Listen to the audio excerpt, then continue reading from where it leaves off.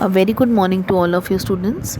Students, today we are going to start chapter number 7, Glimpses of India, from our main course book, First Flight. This lesson, Glimpses of India, deals with a lesser known aspect of each of Goa, Coorg and Assam. Goa is known for its churches, culture, music, beaches and scenic beauty, but the important role played by the baker in a traditional Goan village is not really known to outsiders. Similarly, the author provides information about Coorg, its valorous people and its scenic beauty.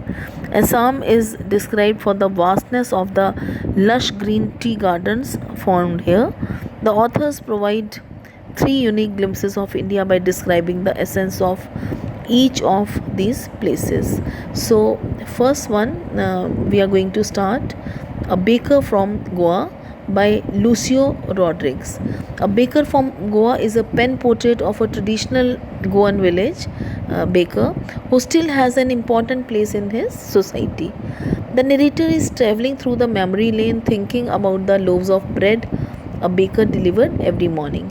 The baker who visited the narrator's place was like a friend, companion, and guide. His visits were always a welcome one.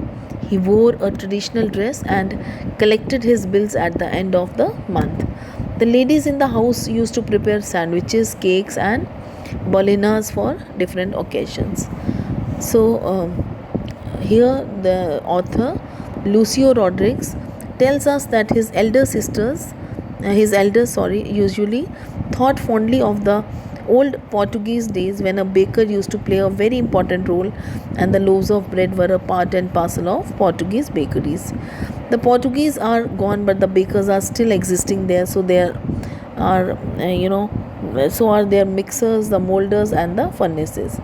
All the things which are required for a bakery to run are still there. The baker still parades and the streets of some Goan villages with the thud and jingle of his traditional bamboo in the morning. The sons of the old bakers still carry on the family business and are known as peders even today. The author fondly remembers that when he was a child, the baker would visit the streets twice daily, once in the morning when he started his selling mission, and again on his return trip after emptying his basket. The children loved the jingling thud of his bamboo and ran to welcome him.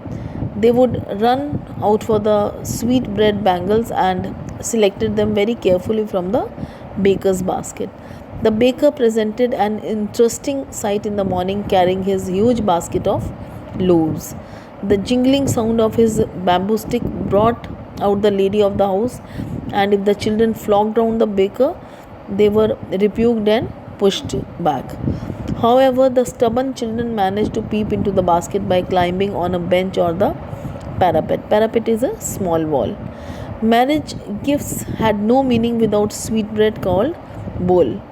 Thus, the baker was a very important part of a village. The lady of the house was expected to prepare sandwiches at the time of her daughter's engagement.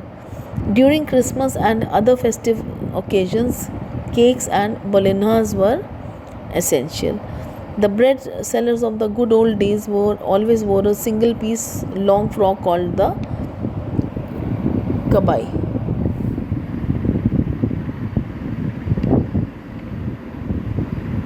And